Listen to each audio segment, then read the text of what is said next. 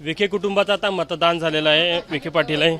आज मतदारांनी ज्या प्रकारे मतदान केलं, स्थानिक कोणत्या मुद्द्यांवर मतदान होत असेल असं वाटतं तुम्हाला?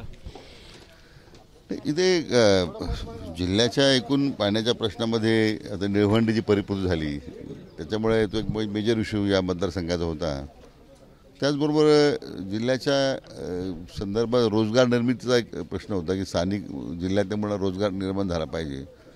त्यासाठी आपण या 1600 एकर जमीन म्हणजे शिर्डीमध्ये 500 एकर, नगरमध्ये 600 एकर, श्रीगोंदा तालुक्यात बेलवंडीला 600 एकर अशी जमीन आपण औद्योगिक विस्तारासाठी दिली. ती फार मोठी उपलब्धी आहे.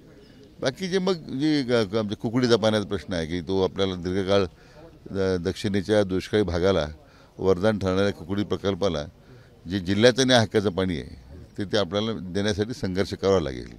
असे जे मूलभूत प्रश्न आहेत पण मार्ग निघतोय. आमचं सरकार सकारात्मक आहे. जनतेला त्याबद्दलचा विश्वास आहे. अहमदनगरमध्ये सुजय विखे आहे, तिथले देखील एक वेगळे प्रश्न आहे.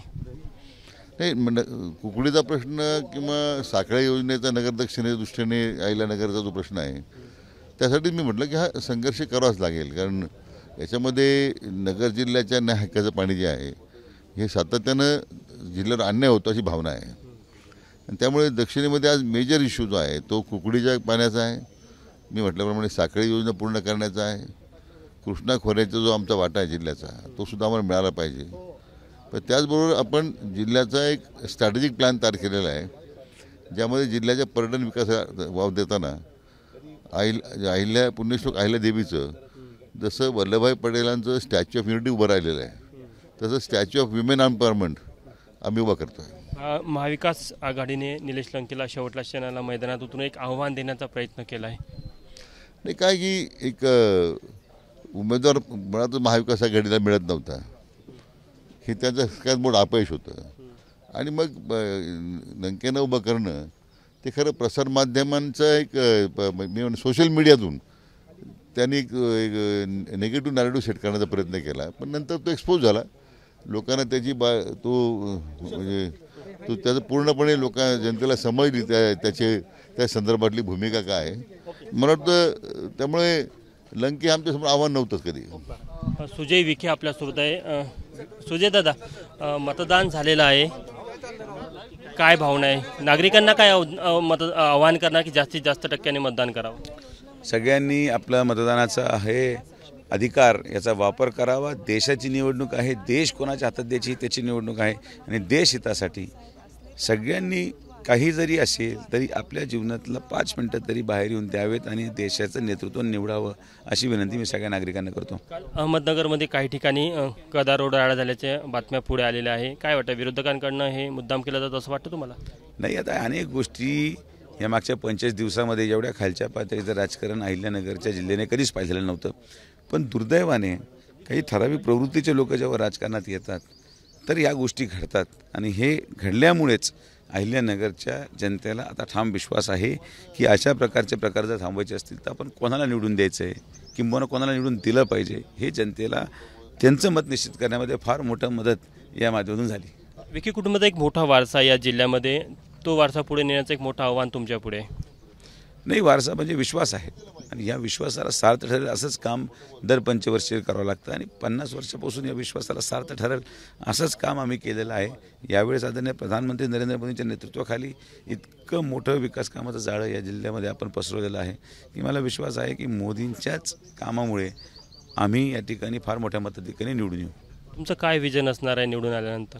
निवडून आल्यानंतर आदरणीय प्रधानमंत्र्यांच्या ज्या योजना आहेत त्या सर्वसामान्य माणसापर्यंत पोहोचल्या पाहिजे. रोजगार निर्मितीचा प्रश्न आहे, शेतीचे प्रश्न आहेत, असंख्य प्रश्न आहेत आणि काही कामं जे कदाचित 70% कंप्लीट होतात त्यात उरलेले 30% कंप्लिशनकडे न्यायचे आहेत. अशा असंख्य गोष्टी आहेत जे प्लॅन आहेत. पण आता एकदा झाल्यानंतर सगळं आराखडा शेवटच्या क्षणाला निलेश लंकेला तुमच्या विरुद्ध मैदानात उतरवलं गेलं. तुमच्याच महायुतीचे ते भाग होते.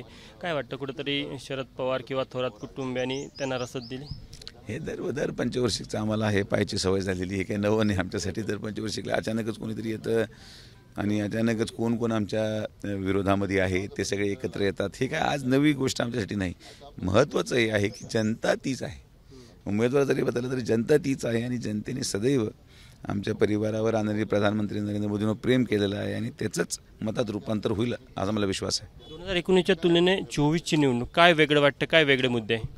मुद्दे नाही, 2019मध्ये ज्या विश्वासाने जनतेने एवढं मोठं मताधिक्य मला दिलं त्या मताधिक्याला सार्थ ठरेल असंच विकास काम केल्यानंतर आपण मतदान मागायला जनतेपुढे जात आहोत आणि त्या विकासाच्या आधारावरच मतदान पडेल. ताईला प्रश्न. ताई, साहेबांच्या विजयाबद्दल किती आश्वस्त आहात तुम्ही आणि काय वाटतं कोणते मुद्दे महत्त्वाचे या मतदारसंघाचे मतदार आज ते मुद्दे बघून साहेबाला मतदान करेल? नाही, नक्कीच जसं साहेबांनी सांगितलं की रोजगार निर्मिती हा एक मेन मुद्दा आहे, महिला सक्षमीकरण हा एक मेन मुद्दा आहे, असे बरेच मुद्दे आहेत आणि नक्कीच डॉक्टर सुजय विखे पाटील पुढच्या 5 वर्षामध्ये त्या सगळ्या गोष्टींवर काम करतील. बघू शकतो की लोणी इथलं अहिल्यादेवी होळकर विद्यालय आहे, त्या विद्यालयामध्ये विखे कुटुंबियानं मतदान केलं आहे. विखे पाटील असेल किंवा सुजय विखे असेल यांनी सहकुटुंब मतदानाचा हक्क बजावला आहे. त्यांचं मतदान हे शिर्डी लोकसभा मतदारसंघामध्ये आहे. सुजय विखे जरी अहमदनगर लोकसभा मतदारसंघाचे उमेदवार असले तरी त्यांचं मतदान शिर्डी लोकसभा मतदारसंघामध्ये आहे. त्यामुळे आता ते मतदान केल्यानंतर आपल्या मतदारसंघात जाईल. मात्र दोन्ही मतदारसंघ अहमदनगर जिल्ह्याचे या दोन्ही मतदारसंघाबद्दल त्यांना पूर्ण आश्वस्त आहे की दोन्ही मतदारसंघामध्ये अहमदनगर जिल्ह्याची जनता ही महायुतीच्या सोबत राहील. कॅमेरामॅन अमोल देशमुखसह तुषार कोहळे, एबीपी माझा, लोणी, शिर्डी. एबीपी माझा, उघडा डोळे बघा नीट.